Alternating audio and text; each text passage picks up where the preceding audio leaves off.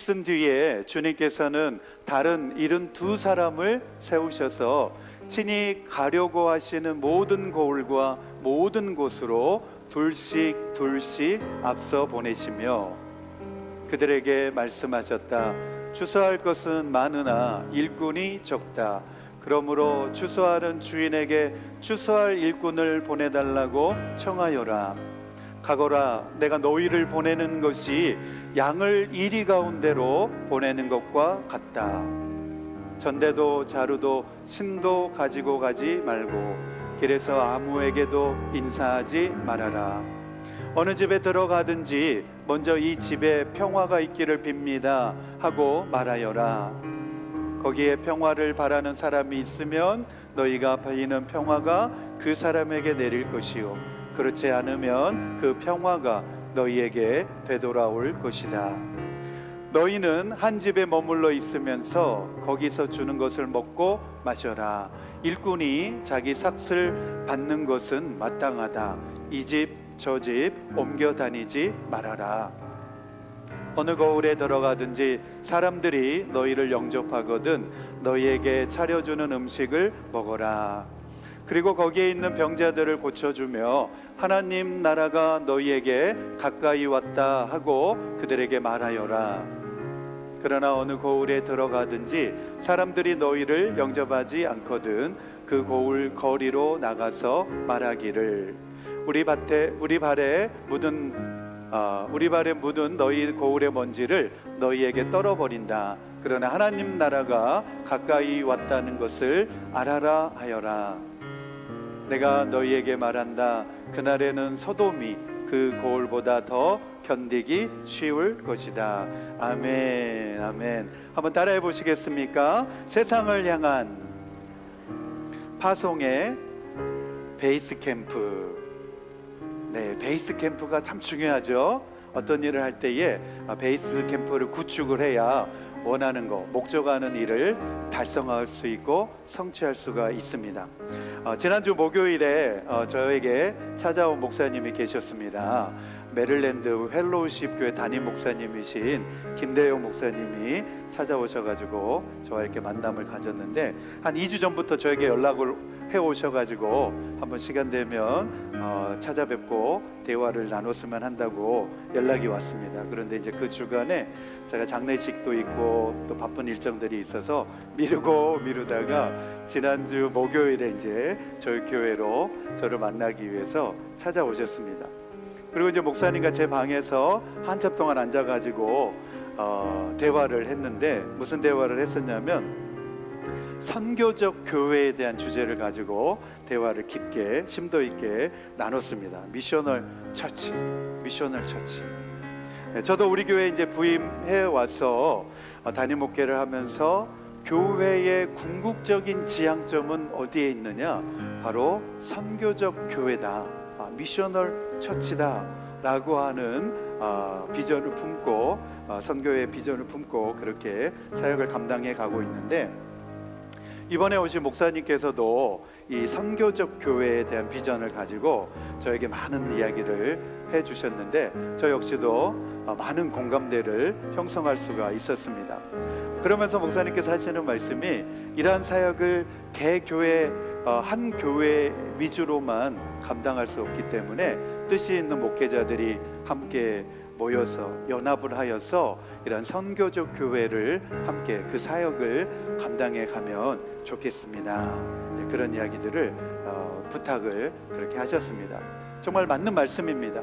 오늘날 하나님께서 사용하시는 교회는 자기 교회만 생각하고 자기 교회 안에 울타리에만 머무르는 그런 교회가 아니라 세상 속으로 나가서 주님이 명령하신 복음 전파의 사역을 감당하는 교회들을 하나님께서 눈여겨보시고 하나님께서 사용하여 주시는 줄로 믿습니다. 복음을 증거하고 이 일을 위하여서 지역사회뿐만 아니라 이 중남미 그리고 동남아시아 또 유럽 대륙에 이르기까지 하나님의 나라를 확장하고 선교를 확장하는 일에 우리가 담대히 우리 서울장로교회 역시 그 사역을 감당할 수 있는 성도들과 교회가 되었으면 좋겠습니다. 그래서 오늘의 말씀의 제목을 교회 파송하는 베이스 캠프라는 주제를 가지고 말씀을 정리를 해보았습니다. 교회란 이렇게 모여서 예배하는 공동체이기도 하지만, 그러나 세상 속으로 흩어져 선교의 사명을 감당해야 되는 그런 본질이 우리 모두에게 있다라고 하는 사실입니다. 그래서 오늘 이 시간 이 주제를 가지고 함께 말씀을 나눌 때에 저뿐만 아니라 여기에 있는 우리 모든 성도님들이 바로 예수님이 품으셨던 그 비전 가운데로 함께 동참하고 동역할 수 있게 되시기를 축복합니다. 아멘. 오늘 말씀 듣기 전에 한번 그렇게 같이 기도했으면 좋겠습니다. 예수 그리스도의 복음이 이 교회의 울타리를 넘어서 세상 속으로 전파되도록 우리의 신앙이 교회 안에서만 머물러 있는 그런 편협한 신앙이 아니라 세상 속으로, 세상의 문 영혼들을 섬기기 위하여서 담대히 나아가는 선교적인 교회로, 이 복음을 전하는 교회로 우리 모두를 사용하여 주옵소서. 우리 주여 한번 부르시고 소리내어서 한 1, 2분 정도 함께 기도합니다. 시작.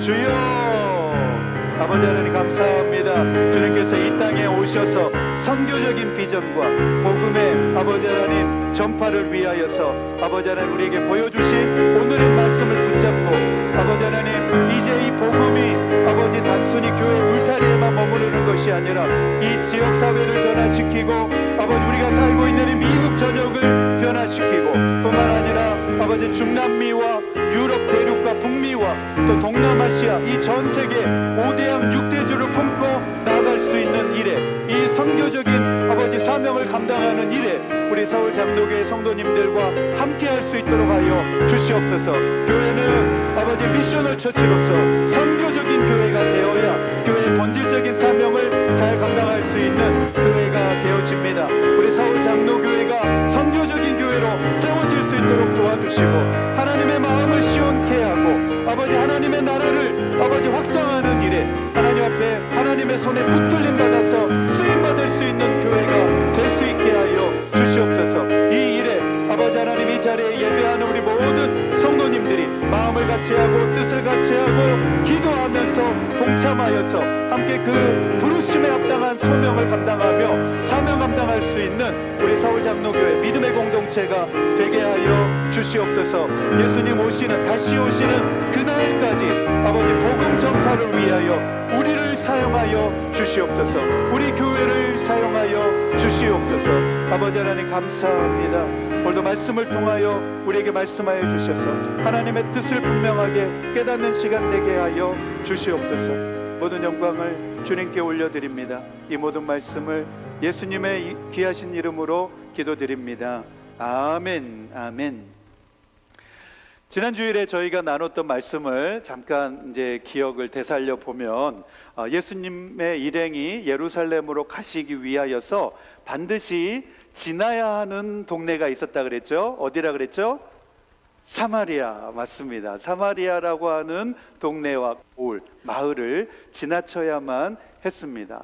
그래서 그곳을 지나면 예루살렘으로 가는 길이 아주 빠르게 갈 수 있는 지름길이었는데, 사마리아 사람들이 예수님이 방문하고 오시는 것을 기쁘게 달갑지 않게 여겼습니다. 원하지 않았던 것 같아요. 그래서 예수님을 영접하지 않고 오시는 것도 방해하는 사람들이 있었습니다. 그에 대하여서 제자들은 저들을 하늘에 불을 내려가지고 태워버리면 어떻겠습니까? 이렇게 예수님에게 제안하기도 하였지만, 예수님은 그러한 보복적인 방법으로는 그러한 모든 일들을 온전하게 이루어 나갈 수 없다는 사실을 말씀해 주시면서 오히려 사마리아를 지나지 않고 먼 길을 돌아서 가는 비효율적인 방식을 선택하셨습니다. 이 내용이 지난주까지 살펴보았던 말씀입니다. 예수님께서는 하나님 나라와 복음 전파 사역을 위하여서 이처럼 구약시대처럼 율법에 명시한 대로 폭력적인 방법을 동원하신 것이 아니라 평화적인 방법으로 그 문제들을 대하셨습니다. 바로 이 길이, 이러한 방법들이 예수 그리스도를 믿는 사람들의 진정한 삶의 방식이고 구원의 방식이라고 하는 사실을 우리는 지난 시간에 생각을 해보았습니다. 교회도 마찬가지입니다. 우리가 이러한 예수님의 방식을 따르고 또 우리가 본받을 때 모든 어려움과 난관을 우리는 잘 극복해 나갈 수 있게 되는 것입니다. 오늘 본문에서 보면 예수님께서는 이전에 12명의 제자를 따로 세우시고 12명의 제자를 통하여서 전도하도록 그들을 파송을 하셨습니다. 그리고 그 이후에 12명의 제자의 파송과 구별하기 위하여서 오늘 본문의 말씀에 보니까 72명을 따로 세우셔가지고 또 새로운 파송을 하고 있는 장면을 오늘 말씀에 보면 볼 수가 있습니다. 다른 번역본들에서는 개역 개정을 보더라도 70인을 이렇게 보냈다 이렇게 나오는데 우리가 보고 있는 새 번역에서는 72명 이렇게 나와 있습니다. 왜 72명이라고 나와 있냐면 성경의 다른 여러 사본들에는 72명이라고 나와 있습니다. 그래서 우리가 보고 있는 새 번역에서는 72명 이렇게 명시를 해 놓았습니다.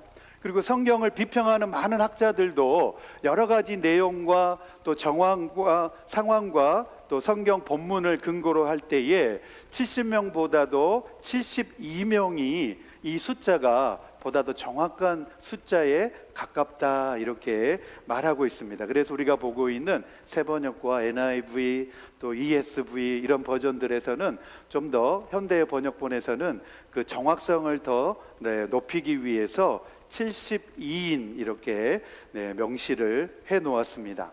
그래서 성경적으로 이것은 72인이라고 할 때는 많은 숫자를 말하고 있는 것 같지만 이 숫자가 가지고 있는 의미가 참으로 중요합니다. 왜 중요하느냐? 바로 창세기 10장에 보면 많은 민족들의 숫자가 이 창세기 10장에 나오고 있습니다. 그 민족들의 수를 다 세어보니까 72개 민족으로 나오고 있습니다. 그래서 이 창세기 10장에 있는 본문에 72개 민족의 숫자를 생각하면서 예수님께서는 72명의 제자를 따로 세워가지고 복음 전도하는 일에 그들을 파송을 하셨다는 것입니다. 아주 중요한 의미가 있죠. 무슨 의미가 있을까요?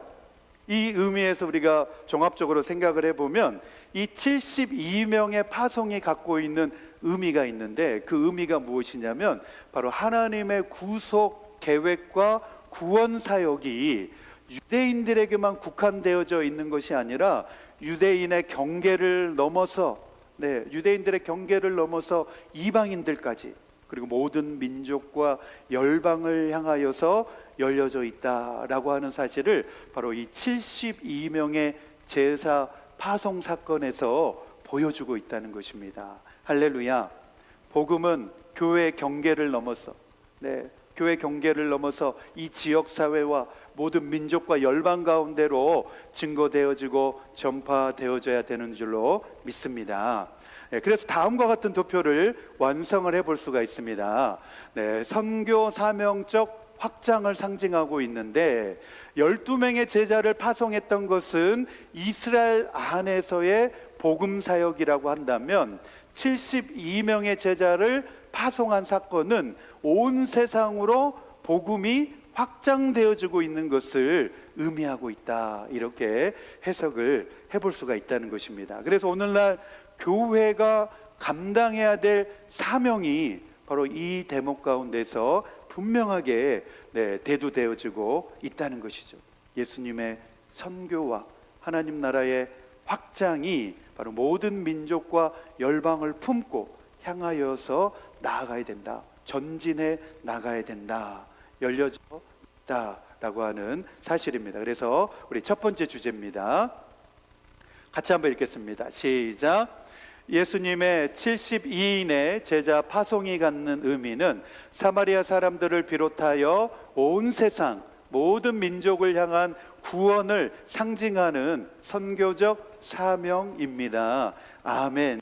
이 비전을 우리의 비전으로 받으실 수 있게 되기를 축복합니다. 예수님의 비전이 나의 비전이 되기를 축복합니다. 우리 다시 한번 우리 1절과 2절 말씀 함께 읽겠습니다. 시작. 이 일이 있은 뒤에 주님께서는 다른 72사람을 세우셔서 친히 가려고 하시는 모든 고을과 모든 곳으로 둘씩 앞서 보내시며 그들에게 말씀하셨다. 추수할 것은 많으나 일꾼이 적다. 그러므로 추수하는 주인에게 추수할 일꾼을 보내달라고 청하여라. 아멘, 아멘. 바로 우리가 이런 관점으로 이 1절과 2절을 바라보면 1절과 2절이 아주 명확하게 분명하게 해석이 되어집니다. 예수님께서 72명을 따로 세우셔서 친히 가시려고 하는 고을과 장소로 둘씩 보내셨습니다. 그리고 예수님은 12제자들 파송 이후에 72명이라고 하는 제자들을 따로 세우셔가지고 파송하심으로써 복음이 더 이상 유대인의 경계와 울타리에만 국한되어져 있는 것이 아니라 그 경계를 넘어서 이방인들에게까지 모든 민족과 열방 온 세상까지 선교적인 방식으로 확장되어져야 한다는 사실을, 그 당위성을 이 72인의 제자 파송을 통하여서 보여주고 있다는 거예요. 할렐루야. 예수님께서 그렇게 하시기 원하셨기 때문에 우리도 그 사역에 동참해야 되는 것이 마땅하지요? 아멘, 맞습니다. 예수님은 그런 선교적인 비전을 가지고 모든 민족과 열방을 품고 복음이 그 민족에게로 나아가기를 원하셨다는 거예요. 그래야여서 예수님의 그 비전이 우리의 비전, 나의 비전, 우리 교회의 비전이 되어질 때에 하나님의 역사가 우리 교회 가운데 나타나게 되는 줄로 믿습니다.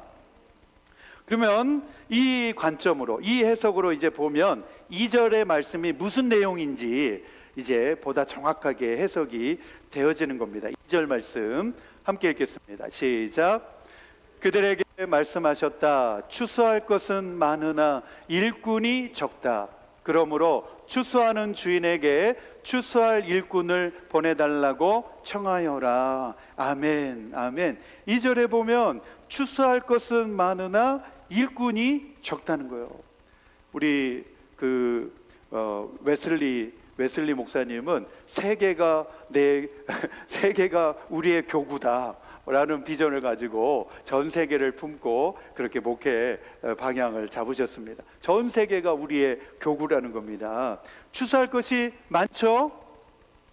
목소리가 왜 이렇게 안 나오나? 아직도 추수할 것이 참 많죠? 아멘, 아멘. 네, 아멘 하신 분들은 예수님의 그 마음과 비전을 지금 바라다 보고 계신 겁니다. 추수할 것은 많으나 얼마나 많습니까? 모든 민족과 열방을 바라볼 때에 우리는 일꾼이 너무나 필요합니다. 그렇죠? 네, 일꾼이 너무나 필요합니다. 이 사역을 감당하기 위하여서 일꾼이 필요한 거죠. 그러므로 추수하는 주인에게 누구를 보내달라? 추수하는 일꾼들을 보내달라고 청하여라. 할렐루야. 오늘 우리의 기도의 제목이 바로 여기에 분명하게 들어 있습니다. 성경에서 이 추수의 의미는 보통 하나님의 심판을 의미하는 경우가 굉장히 많습니다. 그런데 오늘 읽고 있는 이 누가복음 본문에서는 하나님의 심판의 의미가 아닙니다. 이 추수의 의미는 무엇이냐면 하나님의 은혜의 관점에서 모든 민족과 열방을 향하여서 열려져 있는 복음 전파 사역, 선교적인 사명을 가르치고 있는 것이라는 거예요. 이런 선교적인 사명을 감당하기 위하여서 추수할 일꾼들이 많이 필요하기 때문에 추수의 주인 되시는 하나님께 간구하여서 추수할 일꾼을 보내달라고 간청하여라. 지금 주님께서 그렇게 말씀하고 있다는 것입니다. 그렇기 때문에 우리의 기도의 제목과 방향은 주여 우리가 전 세계를 향하여 하나님의 그 선교의 사명을 감당해야 되오니 추수할 일꾼들을 우리 교회 가운데에도 보내주시옵소서. 우리 모두가 다 그렇게 기도해야 되는 줄로 믿습니다. 아멘. 그래서 2절 말씀에 추수할 일꾼이 부족하다, 추수할 것은 많으나 추수의 일꾼이 부족하다, 이러한 표현이 가지고 있는 안타까움이 있습니다. 네, 많은 사람들이 이 예수님의 마음을 품고 선교의 사역에 함께 동참하고 그 비전을 함께 공유하면 좋으련만 좋으련만 교회 안에는 아직도 그런 비전을 품지 못하고 있는 분들도 있다는 겁니다. 그것이 바로 선교를 감당함에 있어서 안타까움이라는 거예요. 그나마 있는 일꾼들의 책임이 막중하다. 이런 선교의 비전을 품고 그 사역을 감당하고 있는 일꾼들의 책임이 막중하다는 거예요. 그래서 추수할 일꾼들을 보내 주옵소서. 함께 이 예수님의 선교의 비전 가운데로 부르심을 받을 수 있는 일꾼들을 보내어 주옵소서. 함께 그렇게 기도해야 된다. 그렇게 주님은 말씀하셨습니다. 왜냐하면 추수하는 일이 나에게 속한 일이 아니라 바로 우리 하나님께, 사람에게 달려있는 것이 아니라 하나님께 달려있기 때문에 우리는 추수의 주인에게 추수할 일꾼을 보내 주옵소서. 그렇게 간구하며 기도해야 된다는 것입니다. 그렇다고 한다면 그 일꾼들은 누가 보내주신다는 겁니까? 하나님께서 반드시 우리가 간구하고 구하면, 우리가 기도하면 하나님의 때에 보내주시는 줄로 믿습니다. 예수님의 말씀은 단지 그 당시에 제자들에게만 주어진 명령이 아니라 오늘날을 살아가는 모든 시대의 교회와 성도들에게 주어지는, 적용되어지는 기도요 사명이라고 하는 사실입니다. 오늘날에도 하나님께서는 여전히 추수할 일꾼을 찾고 계시고 또 복음의 현장으로 보내시는 하나님의 부르심은 지금도 계속되어지는 진행형인 줄로 믿습니다. 하나님은 지금도 우리 역사 가운데서 일하고 계시는 분이십니다.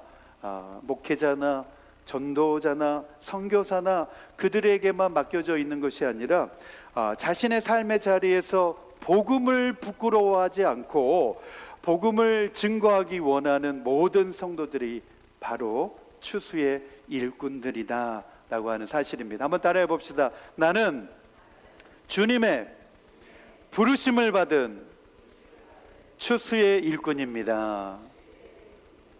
아멘, 아멘. 그렇게 고백하셨으니까 함께 우리 주님의 추수의 일에 함께 협력하고 동참하실 수 있게 되기를 축복합니다. 아멘. 자, 말씀을 이제 정리하면 첫 번째로 추수의 일은 누구에게 속한 것이냐? 하나님께 속한다는 것이죠. 할렐루야. 하나님이 추수를 하시는 것입니다. 복음 전파의 사역이 인간의 열심이나 전략으로 이루어지는 것이 결코 아니라는 것입니다. 모든 사역의 시작과 성취는 오직 하나님의 주권적인 은혜 아래서 진행되어진다. 할렐루야. 맞습니다. 우리가 과테말라 7월에 가서 단기 선교를 해보면 우리가 다 준비하고 계획해서 가지만 이루시는 분은 하나님이라고 하는 사실을 우리 모든 선교팀들이 그 선교지 현장에서 다 경험하게 됩니다. 그러면서 하나님이 정말 살아계시고 우리와 함께 일하고 계시는구나 라고 하는 사실을 우리 선교지에 가서 막 경험하고 은혜를 많이 받고 돌아옵니다. 그래서 내년에 아직 선교지에 가보지 못한 분들은 내년 7월에 있습니다. 그래서 3월부터 우리 신청 받으니까 꼭 반드시 선교에 한번 동참해 주시고 또 선교지에도, 우리 과테말라 선교지에도 함께 가서 선교의 사역을 감당해 보시면 좋겠습니다. 그러므로 이 추수의 주인이신 하나님께 간구하는 것은 단순히 요청이 아니라는 것입니다. 단순한 기도의 요청이 아니라 이 모든 일에, 이 모든 사역의 근원이 하나님께 있습니다 라고 하는 사실을 인정하는 것이고 우리의 믿음의 고백을 하나님께 올려드리는 것이라는 겁니다. 그래서 우리의 모든 일이 하나님의 주권과 하나님의 손에, 하나님의 은혜에 달려 있습니다 를 시인하는 것이 바로 추수의 일꾼을 보내 주옵소서 라고 하는 간구이며 기도라는 것입니다. 두 번째로 추수할 밭은 넓지만 항상 일꾼이 부족합니다. 그렇죠? 교회 일을 하다 보면 항상 일꾼이 부족하죠. 그렇죠? 주방 일도 그렇고 미디어실 봉사자도 그렇고 어디든 보면 일꾼이 많이 부족합니다. 우리 추수할 일꾼을 보내달라고 우리 다 함께 기도할 수 있으면 좋겠습니다. 이것은 단순히 어떤 숫자적인 부족만을 의미하지 않습니다. 일꾼이 부족하다는 것은 영적으로 깨어 기도하는, 무릎을 꿇고 기도하는 사람들이 부족하다라고 하는 의미입니다. 복음의 일꾼들은 자신의 능력으로 그 사명을 감당하는 것이 아니라 하나님의 부르심을 받아가지고 보내심을 받아서 순종하는 그 순종을 통하여서 하나님이 일하고 계신다라고 하는 사실입니다. 그러므로 추수하는 일꾼들은 사역의 현장에서 함께 이 사역을 감당할 수 있는 동역자를 보내주옵소서. 주여 더 많은 일꾼들을 보내주옵소서. 그렇게 간구하며 하나님께 간구하며 기도해야 된다고 하는 사실입니다. 저는 이제 군 생활을 군종으로, 기독교 군종으로 지원을 해가지고 서울에 있는 이제 사령부의 배정을 받았다가 부산에 이제 부대에 항만 운영단이라고 하는 부대에 이제 군종 목사님이 전역하고 군교회에 이제 목사님이 안 계신 겁니다. 그래서 이제 군교회가 우리 교회 건물만큼 이제 이 정도 하는 건물인데, 그래서 제가 이제 파견을 받아가지고 부산 이제 감만동에 외국어 대학교 있는 그 감만동에 이제 제가 이제 배정을 받아가지고 그 이제 파견을 받아 내려갔습니다.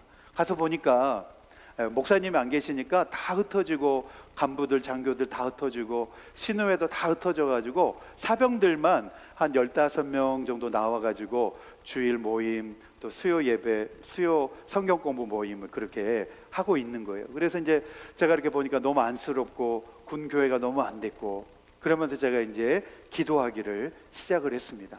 그 교회, 하나님 이 교회 예배가 회복되게 해주옵소서 기도를 했습니다.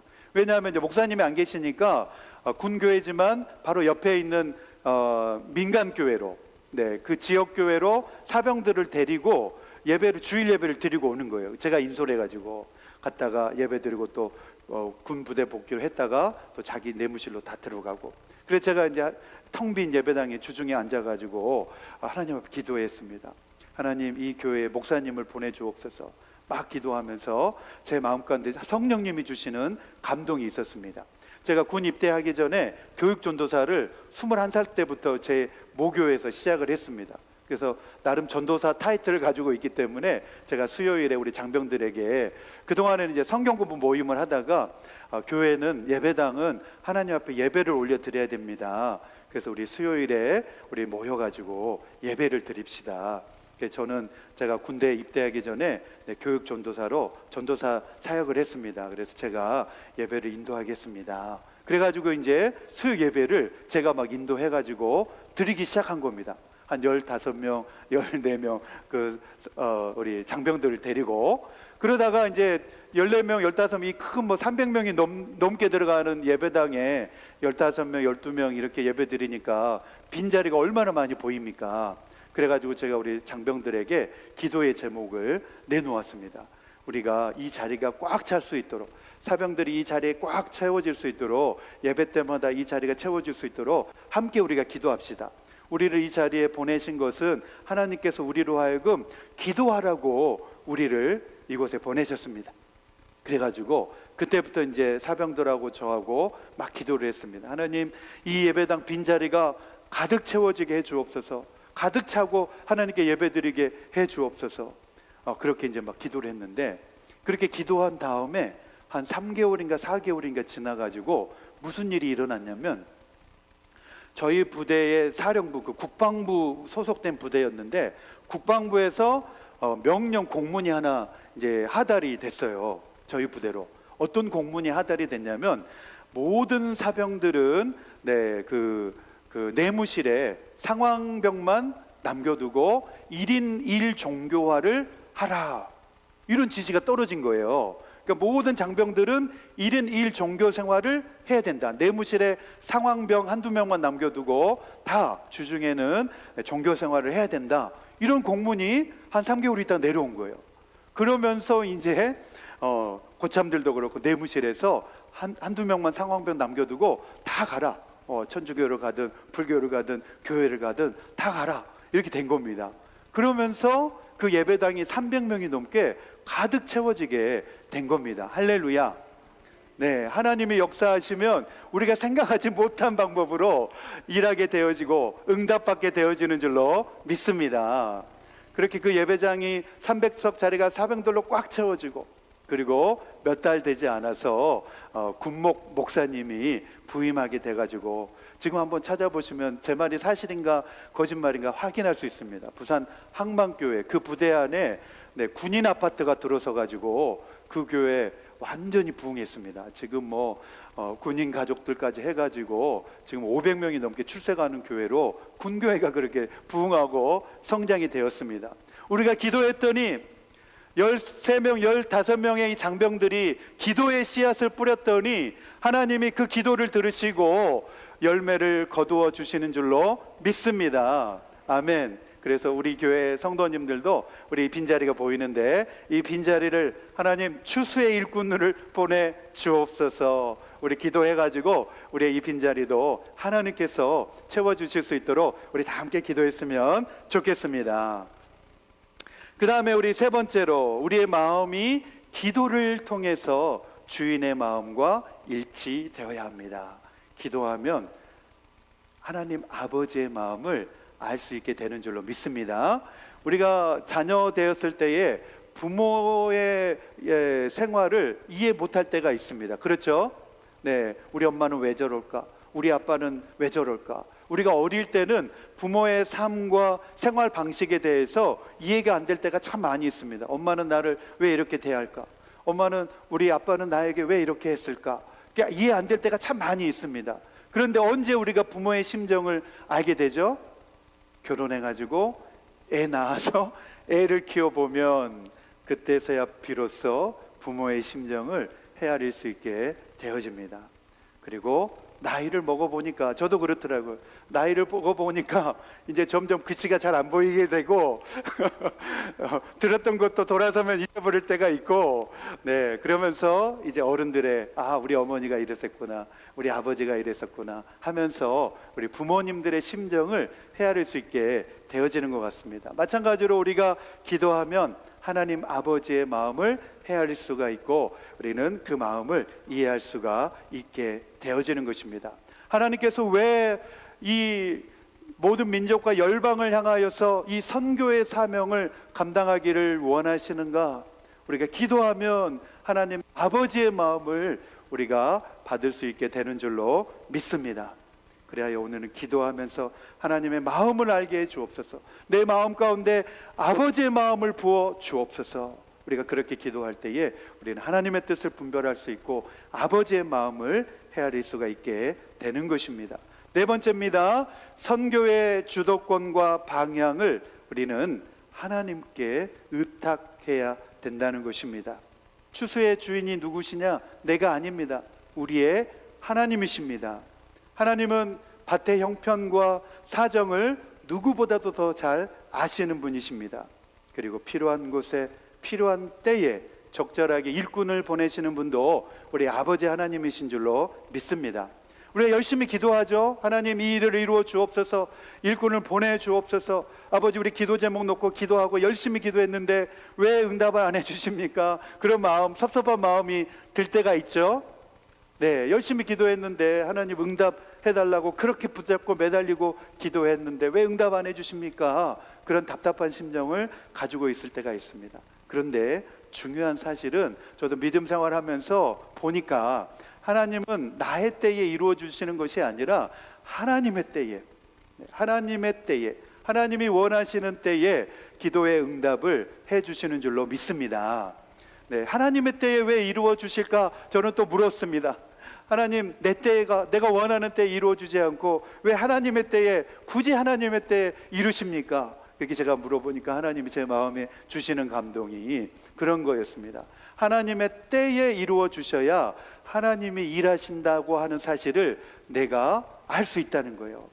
이거 하나님이 하셨구나, 하나님이 해주셨구나, 이렇게 내가 깨달을 수 있게 된다는 거예요. 안 그러면은 내가 잘 계획해가지고, 내가 이거 잘 생각해내가지고, 내가 잘 준비해가지고 이거 내가 했어 하면서 내가 한 것으로 드러나기가 쉽다는 것입니다.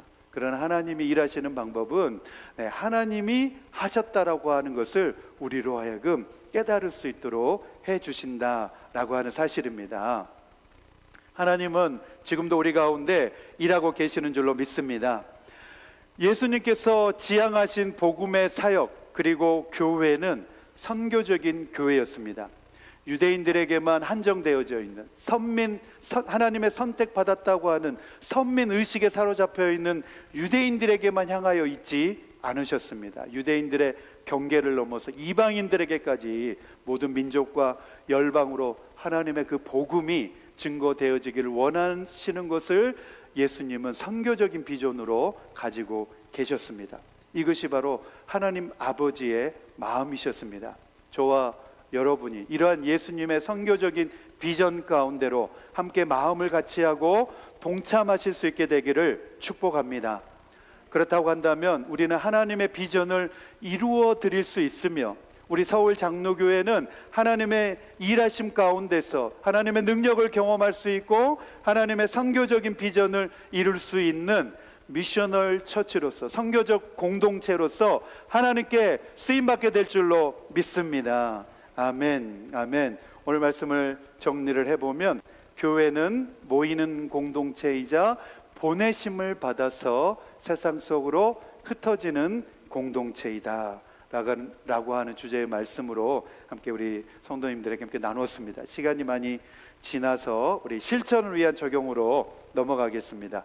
우리 실천을 위한 적용 첫 번째 같이 읽겠습니다. 시작. 교회는 모이는 곳이자 세상 속으로 흩어지는 곳입니다. 나는 오늘 어디로 보내심 받았는가를 매일 묵상하며 일상의 현장을 하나님의 선교지로 인식해야 합니다. 아멘. 여러분, 우리가 살아가고 있는 곳이 선교지라는 거예요. 믿으십니까? 네, 해외 선교지도 있지만 우리가 살아가고 있는, 직장 생활하고 있는 우리의 일상 생활터가 선교지, 하나님이 나를 보내신 선교지라고 하는 인식을 가지고 우리가 세상 속으로 나아갈 수 있게 되기를 축복합니다. 두 번째입니다. 같이 읽겠습니다. 시작. 복음 전파의 사명을 충성되게 감당하기 위하여 목회자와 성도들 모두가 복음의 일꾼으로 서로 격려하고 기도로 서로를 세우는 동역하는 공동체가 되어야 합니다. 아멘, 아멘. 네, 복음, 우리 모두가 다 목회자나 우리 성도들과 다 함께 복음의 일꾼으로 부름받은 줄로 믿습니다. 특별히 복음 전도 사역을 위하여서 헌신하고 힘쓰는 사람들의 노고를 잊지 말아주시기 바랍니다. 함께 기도해 주시고 또 기도로 동역해 주시고 또 마음으로 함께 동역해 주셔서 우리 모두가 주님께서 가지고 있는 비전을 이루어드리는 선교적인 교회로서 저와 여러분이 하나님 앞에 사명을 감당할 수 있는 교회 되기를 축복합니다. 아멘. 오늘 말씀 생각하시면서 우리 믿음의 결단하겠습니다. 우리 찬양팀 나오시고 우리 나는 믿노라 한 번 더 우리 찬양하고 믿음으로 결단하겠습니다.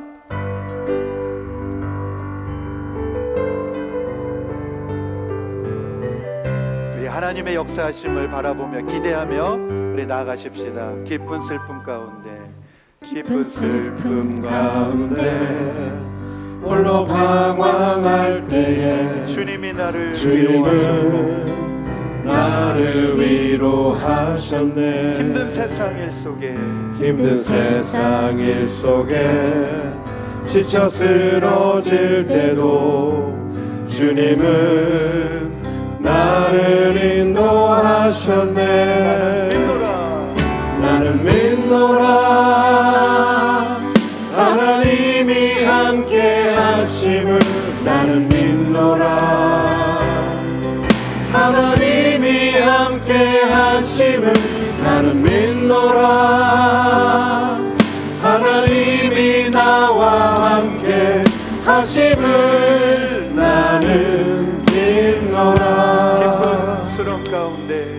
깊은 수렁 속에서 혼자 울부짖을 때 주님은 나를 건져내셨고 죄악된 세상으로 다시 달려갈 때에 주님은 돌아오라 하셨네. 거친 풍랑이로도 잔잔하게 하시니 주님은 나의 피 피난처시오 그는 초장물가로 항상 인도하시니 주님은 나의 안식처로다 나는 믿노라 하나님이 살아계심을 나는 믿노라 하나님이 살아계심을 나는 믿노라